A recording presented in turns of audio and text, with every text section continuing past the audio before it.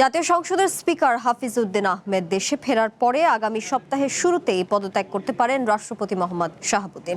বঙ্গভবন সূত্র এই তথ্য নিশ্চিত করেছে। এদিকে রাষ্ট্রপতির পদত্যাগের গুঞ্জনের কথা স্বীকার করে স্বরাষ্ট্রমন্ত্রী সালাউদ্দিন আহমদ বলেছেন, রাষ্ট্রপতি পদত্যাগ করতে চাইলে সংবিধানে সেই সুযোগ রয়েছে।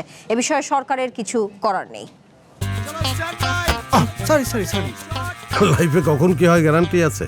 তাই ইন্স্যুরেন্স করুন সিটি ব্যাংকে, কারণ ইন্স্যুরেন্স করলে সিটিতে সুরক্ষা পাবেন নিশ্চিন্তে।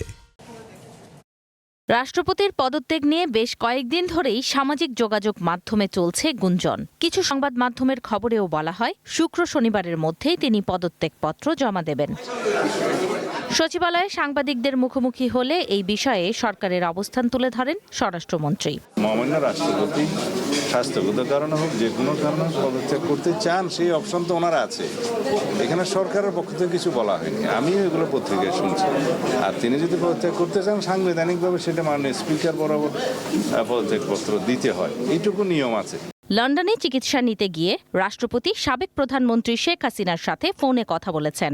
তার হঠাৎ পদত্যাগের গুঞ্জনের পেছনে এটিও একটি বড় কারণ বলে মনে করা হচ্ছে, যদিও পররাষ্ট্র প্রতিমন্ত্রী বলছেন এই বিষয়ে সরকারের কাছে কোনো তথ্য নেই। ডেফিনেট কোনো খবর পররাষ্ট্র মন্ত্রণালয়ে আমরা পাইনি এই ব্যাপারে। যদি সেটা সত্যি হয়ে থাকে, অবশ্যই পররাষ্ট্র মন্ত্রণালয় সেটা তদন্ত করবে, সরকারও সেটা তদন্ত করবে।